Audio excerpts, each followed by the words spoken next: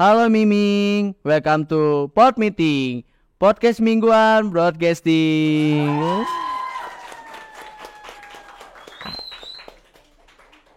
Gimana nih kabarnya, Miming di rumah? Pada sehat kan pastinya dan pada senang pastinya ya. Kembali lagi dengan saya dan saya akan menemani kalian 30 menit ke depannya. Oke, di sini pastinya bintang tamu kita bakal spesial banget sih. Dan saya bakal kasih tahu spillnya. Spillnya ini, beliau ini guru PJOK di SMK Negeri 2 Cibinong. Oke, demi silaturahmi terjaga, izinkan saya memperkenalkan diri saya dulu. Halo Mimi, perkenalkan, nama saya Jody Muhammad Dafarel. Oke, samping saya sini udah ada bintang tamu kita. Halo Bapak, gimana kabarnya Pak? Sehat. Alhamdulillah. Jadi gimana sehat? Alhamdulillah Pak. Okay. Boleh kan Pak saya nanya tentang seputar kegiatan Bapak? Boleh Pak. Bapak akhir-akhir ini kesibukannya ngapain aja Pak? Oke, kesibukan karena profesi saya di pelatih ya. Jadi setelah mengajar saya melatih. Kemungkinan untuk sekarang karena belum ada prospek yang TNI, jadi saya melatih orang-orang luar memanah dan berkuda. Oh gitu Pak, memanah dan berkuda. Wih, Bapak berarti udah terjun banget di dunia atlet Pak ya? Ya. Karena alhamdulillah pengalaman saya 14 tahun jadi atlet nasional. Jadi beberapa cabang olahraga saya coba dalamin. Dan gitu. Sekarang alhamdulillah mungkin itu jadi rezeki anak-anak saya gitu. Pak, kalau boleh tahu Bapak sebenarnya asli di mana Pak? Saya asli Bogor. Baru kembali merantau itu di Bogor 2012. Karena sisanya saya tergantung dari negara menugaskan kemana. Oh gitu Pak. Kalau boleh tahu nih Pak, Bapak spill dong nama Bapak di para penonton kita nih. Siapa Pak? Baik.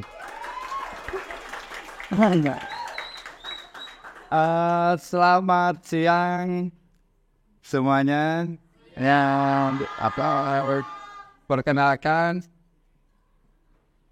Perkenalkan nama saya Dede. Mungkin kalau di kalangan luar disebut dengan Pak Dede Aki ya. Karena Aki itu julukan karena saya terlalu ganteng gitu. Wede. Sangat keren lah pokoknya. Ya, untuk sejarah perjalanan hidup saya mungkin lebih banyak dihabiskan di lapangan. Ya. Dihabiskan di lapangan. Dari saya sudah menjadi atlet nasional dari kelas 2 SMP sampai terakhir pencapaian prestasi saya di 2008 ketika harus mewakili Indonesia di Asian Games Vietnam waktu itu. Ya.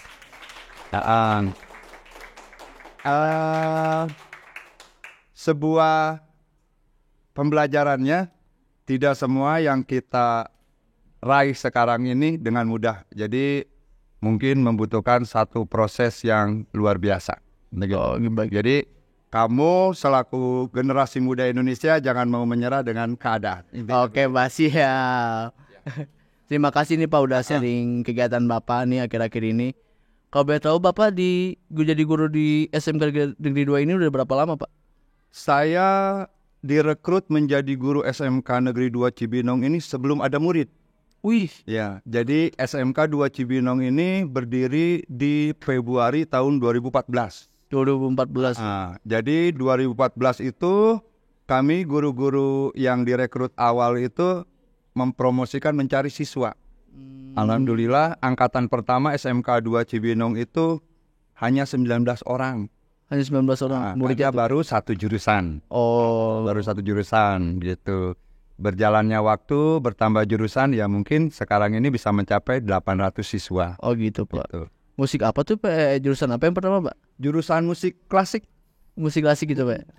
Dulu tantangan kami guru-guru baru atau guru-guru yang mempromosikan SMK 2 Cibinong jurusan musik itu hanya satu jurusan. Jadi banyaknya pertanyaan, Pak, ketika anak kami lulus, apakah mau jadi seorang pengamen? Itu mindset orang tua yang sudah sering kami jawab di tahun 2014. Padahal pada kenyataannya semua jurusan atau kuliah itu bisa hanya kecuali fakultas kedokteran. Itu kan secara harusnya ya. Seperti kalian sendiri broadcasting, mau jurusan apapun kuliah bisa, asal jangan fakultas kedokteran. Oh gitu. Intinya sama aja. Iya benar. Seperti itu. Tuh waktu Bapak di Asian Games itu Bapak jadi atletnya apa mengajar? Masih jadi atlet waktu itu. Oh, atlet apa tuh, Pak? Di lompat tinggi. Wih, lompat tinggi. Ya, di lompat tinggi waktu itu masih muda. Masih benar. Jadi tenaganya masih Umur berapa tuh, Pak, kira-kira? Saya pencapaian prestasi terbaik itu di usia 24 tahun. Wih, Ya, ini. Biar 4 tahun. keren banget. 24 tahun dengan latihan estimasi 13 tahun baru bisa mencapai posisi puncak seperti itu. Wih. 13 tahun waktunya sholat makan di lapangan. Iya, gitu Iya. Pak. Ya. Prosesnya emang Proses wah, luar biasa Pak. Ya. Dia luar biasa, tapi dengan itu saya bersyukur dari saya anak kampung, saya bisa keliling Indonesia hampir 60% wilayah yang ada di Indonesia. Gila, keren Pak. Terus itu kalau boleh tahu Pak, Bapak udah muter-muter luar negeri itu maksudnya ke negeri apa aja gitu Pak? Bisa di-spill lah Pak. Kalau untuk keluar saya pengalaman sih baru sekitar 4 ya. No. 4 Kuala Lumpur, terus Brunei. Terakhir itu kita Korea. Terakhir kalau Karena kerjasama Indonesia khususnya Provinsi Jawa Barat dengan pemerintah di Korea. Korea. Untuk pelatihan di sana. gitu Pak. Itu PON 2012. Wih. PON 2012. Tapi waktu itu kita selesai gitu. Itu saya memutuskan untuk pensiun karena saya cedera lutut. Cedera lutut Pak. Karena kalau lutut sudah cedera, seseorang itu bisa dinyatakan dengan pensiun. Udah cedera Pak. Ya, cedera. Oke Pak, kalau boleh tahu nih Pak ya, prestasi Bapak tuh menurut Bapak paling Bapak banggakan tuh apa Pak? Memecahkan rekor Pekan Olahraga Daerah selama 21 tahun belum pecah, dipecahkan oleh warga asli Bogor, saya. Wih. Itu Keren Pak. terjadi di 2010. 2010 Pak. Oh gitu. Oke Pak, untuk Bapak nih ya, udah berapa lama gitu menjadi atlet? Atletnya hampir 14 tahun. 16 tahun. 14 tahun. Nah sekarang ini udah pensiun Pak. Pensiun. Sekarang ini ya tetap aja yang namanya orang lapangan pasti senang di lapangan lagi. Oh gitu. Kalau dulu senang ketika mencapai prestasi, kalau sekarang sebagai seorang pelatih senang mendapat atau meraih prestasi anak didiknya, begitu aja. Oh gitu Pak. Nah itu yang tadi Bapak sebutkan tuh yang juara yang ikut perlombaan itu yang mencetak rekor, itu kira-kira juara apa Pak? Itu tingkat pekan olahraga daerah. Heeh. Karena sebenarnya untuk momen-momen yang nasional itu saya itu hanya 4 besar. Oh 4 besar. Ketika 4 besar itu, tapi momen yang paling mengharukan saya memecahkan rekor setelah 21 tahun tidak terpecahkan. Jadi bagi saya itu sebuah kebanggaan tersendiri. Oh gitu Pak. Sebuah kebanggaan tersendiri. 21 tahun nggak pecah, di hari itu pecah oleh saya dan secara tidak langsung mengharumkan nama khususnya orang tua saya. Berarti Bapak dapat medali emas lah ya Pak ya. Oh keren tuh. Bisa dicontoh tuh para miming. Bapak kira-kira di rumah udah dapat medali berapa Pak? Medali Koleksi Bapak tuh. koleksi ada sekitar, saya jarang hitung ya. Udah banyak banget Pak ya. Udah kebanyakan jadi udah nggak bisa dihitung lagi ya. Jadi kadang-kadang ketika juara ada saudara medalinya untuk saya, untuk anak saya, untuk kawan saya gitu. Jadi gue bawa pulang, nggak jarang dibawa pulang. Yang kami bawa pulang hanya amplop. Itu saat dibutuhin ya Pak. Ya. Tantangannya apa aja sih Pak? Malas itu Pak. Malas. Paling utama Pak ya. Malas dan lupa diri. Biasanya kalau kita sudah di atas merasa tenang, lawan itu di bawah kita. Padahal itu merupakan kebodohan yang pertama kita dan kekalahan pertama gitu. Karena dengan malas itu pasti kita nggak latihan. Oh gitu. Menganggap enteng lawan gitu. Padahal pada saat hari hanya itu akan sangat luar biasa perjuangannya. Wih. Emang paling tantang utamanya gitu ya Pak, malas gitu ya. Dan terutama adalah waktu dengan orang tua yang nggak ada. Wah, memang harus dikorbankan Pak ya, emang harus. Ya. Karena salah satu pengalaman saya mungkin berguna juga buat Mas Jordi dan lain-lain adalah ketika satu kebanggaan walaupun orang tua kita itu tidak ada, tapi didoakan oleh seluruh Indonesia. Itu yang saya rasakan. Orang tua saya meninggal sedang kejuaraan nasional, tiba-tiba pembawa acara mengheningkan cipta untuk orang tua saya, almarhum ayah saya. Itu bagi saya suatu kebanggaan yang luar biasa. Itu terjadinya di lokasi mana? Di Malang. Di Malang, Pak? Di Malang. Wih. Saya sedang kejuaraan di Malang, orang tua saya tutup usia. Oh gitu, Pak. Nah, untuk medali, Pak, tingkat apa aja tuh, Pak, medalinya, Pak? Medali kalau untuk mahasiswa ada Pekan Olahraga Mahasiswa, terus untuk daerah ada Pomnas, terakhir PON, terus kejuaraan antar sipir se-Asia Tenggara. Jadi antar sipir ini kita mewakili sipir yang ada di Indonesia. Gitu. Oh, Kebetulan waktu itu saya dipercaya juara lah. Wih, keren, Bapak. Di usia segitu bisa mencapai prestasi sebanyak itu. Wah. Alhamdulillah. Jadi istilahnya bukan uangnya ya, tapi pengalaman. Pengalaman. Sama prestasi ya, Pak ya? Iya. Terus ketika Bapak kan awalnya tuh menjadi atlet. Bapak menjadi guru itu karena kepengen Bapak sendiri atau gimana gitu, Pak? Bisa ceritakan? Kalau sejarah jadi guru, saya sebetulnya orang yang paling takut dengan almarhum ibu saya. Saya yang paling takut dengan almarhum ibu saya. Jadi terakhir itu sebelum ibu saya meninggal, ketika mohon maaf ya, emang saya tidak ada keinginan untuk jadi guru. Karena emang dari dulu saya punya CV perusahaan, sehingga itu turun. Tapi ketika ibu saya menguatkan saya, manfaatkan ilmumu, nanti rezekimu akan menyusul. Nah itu yang selalu saya ingat, saya jadi guru.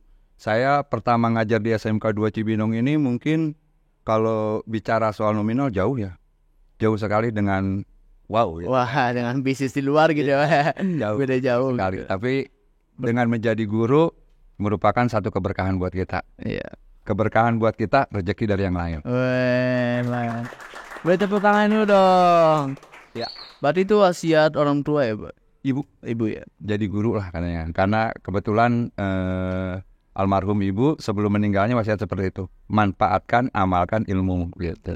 Nanti rezeki akan menyusul. Oke, Pak. Kalau boleh tahu tips menghilangkan rasa malas itu apa sih, Pak? Kalau saya menghilangkan rasa malas, saya dengan mengingat ibu saya. Saya tidak mau membuat ibu saya menangis. Jadi ketika saya membuat ibu saya menangis, berarti saya menyakiti hati dia. Jadi ketika saya malas itu, saya ingat ibu saya. Pasti saya semangat lagi. Selama seperti saya, walaupun sekarang ibu udah nggak ada, ibu udah nggak ada, tapi tetap motivasi hidup saya adalah almarhum ibu saya. Bagi saya dari saya. Yo, untuk para miming di rumah, ini kisah ini bisa dicontoh ya. Ini guru ini memang sangat-sangat idolakan para murid di SMK Negeri 2 Cibinong ini. Oke, Pak. Siap. Pertanyaan berikutnya ini tantangan Bapak ngajar di SMK Negeri 2 ini apa aja tuh, Pak? Tantangan? Iya, ada tantangan kalau untuk siswa, bagi saya nggak ada siswa yang nggak bisa diatur. Karena kita itu adalah manusia ya. Pasti memiliki pola pikir, ada saatnya jenuh, ada saatnya apa, itu manusiawi. Untuk olahraga yang sulit itu apa aja sih, Pak? Olahraga yang sulit untuk pembelajaran mungkin apa ya, senam lantai. Itu sulit, Pak? Iya, karena tingkat kesulitannya itu luar biasa. Kadang-kadang kan ya namanya siswa, namanya anak itu bercanda. Resikonya fatal bisa. Aduh, bisa patah tulang, Pak ya. Aduh. Oh gitu, Pak. Tapi emang udah pernah ada kejadian atau belum, Pak? Kejadian itu di senam lantai pernah terjadi trouble, sedikit masalah di angkatan 2017. Udah lama berarti, Pak. Angkatan pertama, angkatan ketiga jadi main-main, akhirnya tangannya ke seleo. Waduh. Nah itu pengobatannya gimana tuh, Pak? Pengobatannya ya sedikit banyak saya bisa. Nanti itu Bapak sendiri yang ingin. Weh, beri tepuk tangan dong. Berarti Bapak emang udah multi talenta ya, Pak? Bisa ini, bisa itu, bisa banyak banget tuh pokoknya, Pak. Titipan dari yang kuasa. Masya Allah. Merendah dulu, Pak. Gak boleh tinggi-tinggi, pakai ilmu padi lah. Oke, Pak. Pertama kali Bapak masuk ke dunia olahraga tuh tahun berapa tuh Pak? Pertama kali Pak? Pertama kali saya di kelas SMP kelas 2, berarti tahun 2000 tahun 2000-an. Berarti Bapak udah pas SMP tuh udah suka sama olahraga gitu? Ya. Oh. Dulu itu malah di Poli. Oh di voli Pak? Di Poli sampai tingkat provinsi. Di Poli Oh gitu Pak. sampai tingkat provinsi. Oke Pak, minum dulu aja Pak. Bisa diminum? Iya Pak. Oke. Biar kita ngobrol bisa lebih panjang lagi Pak.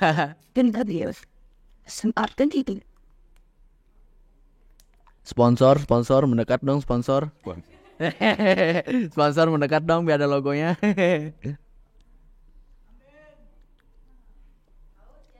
Aus, aduh. Bentar Pak ya. Hobi Bapak sekarang apa nih Pak? Hobi ini sekarang ikan. Oh, beda ya Pak. Jadi hobi melihara ikan dan melihara burung. Oh gitu. Melihara ikan dan burung. Bagi saya sebuah tempat kenyamanan tersendiri Buat healing pikiran gitu ya Pak ya. menenangkan Oh, sebelum kita bekerja. tuh Bapak kalau boleh tahu ikan apa aja Pak yang Bapak suka Pak? Untuk sekarang ada ikan koi, beberapa jenis ikan mas, terutama ikan koi dan gurame ya. Udah itu aja. Gitu aja Pak. Terus itu pengalaman Bapak mengajar di SMK Negeri 2 ini ada yang kecelakaan lagi atau apa selain yang tadi Bapak bilang? Apakah ada lagi? Nggak ada. Nggak ada. Semua anak-anak saya semuanya baik. Alhamdulillah masih baik semua ya Pak ya. Semua sekarang itu kan kita ada 5 jurusan. Bagi saya anak-anak saya semua sekarang dikatakan semuanya baik. Gitu. Baik. Melihara apa tuh? Biara ikan itu Pak. Di mana Pak? Melihara ikan. Ikan itu satu mungkin di samping dari lapangan yang mungkin kalian belajar juga ada gitu. Cuma kemarin lagi kena wabah ya. Oh gitu. Ya saya lagi berduka sebenarnya. Wah berduka kenapa Pak? Itu ikan saya pada mati. Loh, waduh. Oh enggak tahu saya ini Pak. Mati kenapa tuh Pak? Kena wabah karena mungkin cuaca panas, jadi air memuai, udah gitu sirkulasinya kurang bagus. Jadi sedangkan ketika ikan koi itu pH air dengan sirkulasi itu harus benar-benar stabil. Oh gitu. Jadi ketika dia lebih panas atau sirkulasi tidak baik, maka akan terjadi trouble wabah. Pak, kalau boleh tahu nih Pak, olahraga yang Bapak suka tuh apa? Dan alasannya kenapa suka Bapak olahraga itu? Oke. Kalau untuk setelah pensiun ini, yang saya suka itu bola voli dengan badminton. Oh, bola voli dan Bola badminton. voli dengan badminton karena di situ pun saya kadang-kadang bisa mencari rezeki. Sampingan ya Pak, part time. Tarkam. Betul. Masih suka main juga Pak badminton, voli gitu. Masih aktif. Masih Aktif. Terakhir kita main di kedinasan, saya dipakai di kantor pajak. Itu bermain voli antar kantor pajak se-DKI Jakarta. Oh, beri tepuk tangan ya tuh. Udah umur segini juga masih prestasi. Keren banget. 17 plus. 17 plus. 17 plus, Masya Allah. Ya. Oke Pak.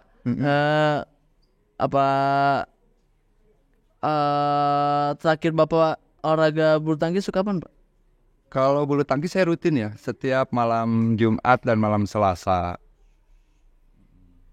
Murid Bapak yang pernah kecelakaan itu tuh siapa Pak namanya Pak? Itu angkatan 2017, saya lupa ya. Waktu itu nggak begitu fatal karena posisinya ketika roll depan dia salah aja, tangannya harus di bengkok, dia lurus. Jadi ini yang agak ketarik. Nggak masalah gitu sebenarnya. Bukan satu kecelakaan besar gitu. Bukan satu kecelakaan besar. Kecuali Tapi emang nggak apa-apa gitu ya? nggak apa-apa. Udah aman. Insya Allah nggak apa-apa. Oh, Aman. Sampai sekarang masih bernapas. masih bernapas Pak? Ya, tandanya masih hidup kan? Aman berarti. Keren Pak.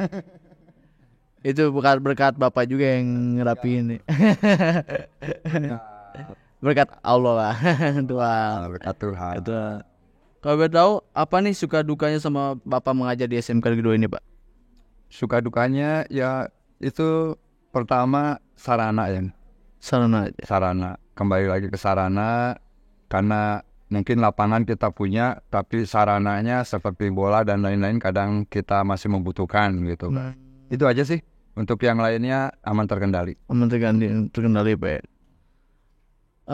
Kisah Bapak nih di selama yang mengajar di SMK Negeri 2 ini, yang paling menurut Bapak tuh paling sedih, paling kecewa tuh apa tuh Pak? Kalau boleh tahu Pak. Paling sedih, Paling kecewa lah pokoknya. paling kecewa ketika mengajar. Saya mendengar anak saya tidak naik kelas. Bagi saya satu kesedihan tersendiri. Oh gitu. Karena kenapa? Dengan seperti itu berarti dia belum bisa memahami dan mengabdi ke orang tuanya. Tuh. Oh. Karena bagi saya seorang siswa yang tidak naik kelas berarti dia tidak berjuang untuk orang tuanya. Itu hal yang menurut Bapak bikin Bapak paling bikin sedih banget gitu ya Pak ya? Bikin sedih salah Oh, gitu, satunya. Oke Pak, gimana Pak ya? Bingung lagi nih saya nih. Kamu sendiri suka olahraga apa? Kalau saya sendiri suka sama pakai Bapak. Bulu tangkis Pak. Bulu tangkis. Bulu tangkis, ya. Bulu yang ditangkis-tangkis. Boleh tangkis. Oh itu Pak,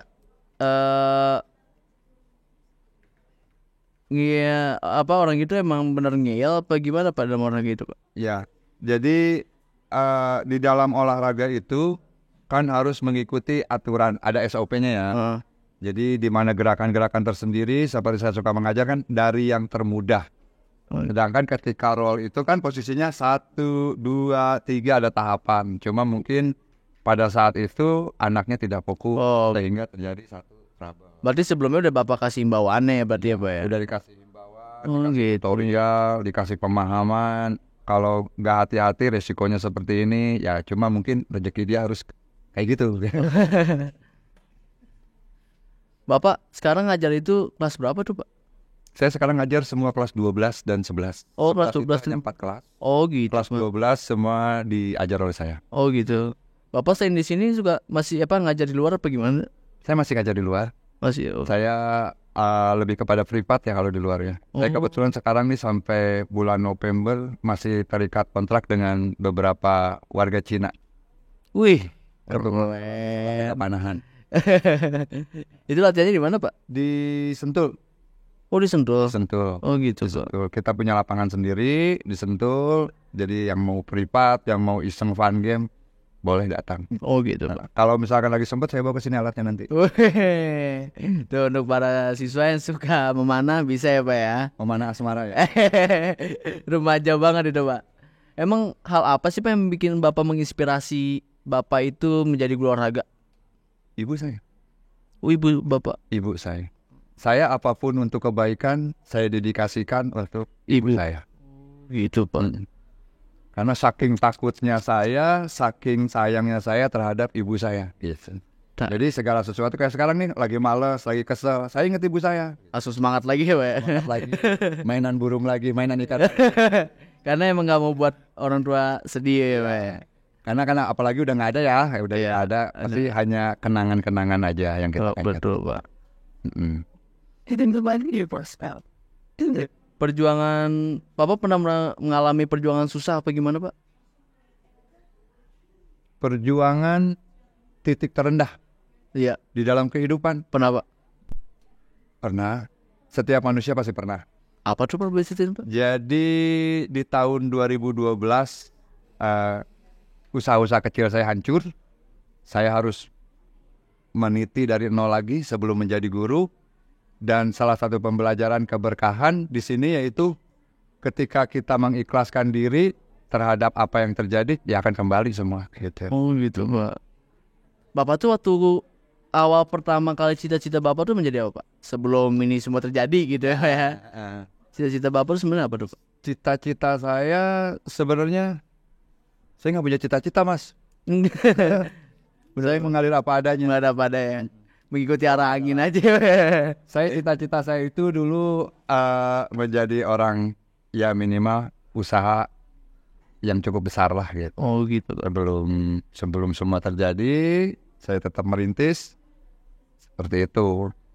Oh gitu. Nah untuk sebelum olahraga ya Pak ya, biar tidak terjadi cedera atau apa, itu harus apa yang dilakukan Pak? Oke. Tips untuk olahraga yang sehat, selamat, dan bermanfaat itu satu adalah ikuti instrukturnya atau gurunya. Pasti kamu akan sehat, pasti kamu akan selamat, pasti akan manfaat. Gitu. Karena udah dikasih tahu sama Bapak sebelum olahraga pun ya. Betul. Jadi kalau istilahnya masih banyak nebak-nebak begitu, ya kata kasarnya, cara ngelempar ini, cara ngelempar begitu, terjadi kesalahan otot, ya jadinya cedera. Oke, untuk para penonton ada yang mau nanya nggak nih guys? Weh, siapa yang mana nih? Aku. Oke, banyak banget nih fans Bapak tuh Pak, pada mau nanya Pak. Oke. Dari mana dulu nih? Dari yang mana dulu? Melani. Boleh dong. Nanya apa? Nanya kalau semisal les privat yang mana itu dibuka umum. Les privat. Oke, untuk les privat biasanya kalau yang tidak, karena saya sempat juga membuka di Bank Mandiri ya. Jadi kalau untuk privat biasanya saya main per tim atau per grup. Misalkan kamu grup SMK, Pak ada waktu nggak hari Sabtu jam 15 sampai 17 saya mau berlatih panahan. Nah nanti saya akan aturkan jadwalnya, saya siapkan alatnya. Oke, saya bisa. Baik, seperti itu. Oh gitu. Jadi saya lihat dulu, misalkan kamu dari grup kamu berapa orang? 5 orang, saya siapkan alatnya 5 atau 3. Berarti itu Bapak sendiri yang ngajar apa ada rekan Bapak? Kemarin saya dengan salah satu pemegang rekor memanah yaitu Mas Aditya Prayogo yang sekarang di salah satu staf di Menpora ya. Dia itu dulu kawan saya. Dia terakhir pelatnas dengan saya bareng. Oh gitu Pak. Kesan-pesan Bapak selama mengajar di SMK Negeri 2 ini apa Pak? Kesan-pesan, kalau untuk pelajar, untuk anak-anak, ketika kalian lelah, ketika kalian jenuh, ketika kalian malas belajar, ingatlah ibu kalian dan ayah kalian. Jadi jangan sampai perjuangan mereka kalian balas dengan tidak ada perjuangan gitu. Mohon maaf, misalkan seperti ini. Ayahmu, ibumu sudah memberikan apapun untuk kamu untuk bersekolah, tapi kamu nggak ada greget untuk belajar, malah untuk kabur gitu. Cabut-cabutan gitu kan. Terus kalau selanjutnya lagi, ketika Tuhan sudah berbicara, Tuhan sudah mentakdirkan, gaji adalah dari manusia, rezeki dari Yang Maha Kuasa. Gitu Pak. Oke Bapak, terima kasih banyak Pak. Sebenarnya saya mau ngobrol lebih panjang lagi sama Bapak. Cuman udah waktunya kita istirahat gitu Pak ya. Siap. Oke Miming, sampai sekian ya acara untuk kali ini. Terima kasih banyak ya Pak ya. Sebelumnya Pak ya, mohon maaf ya, ketika ada kekurangan. Jangan lupa like dan subscribe YouTube kita Broadcasting SMK Negeri 2 Cibinong.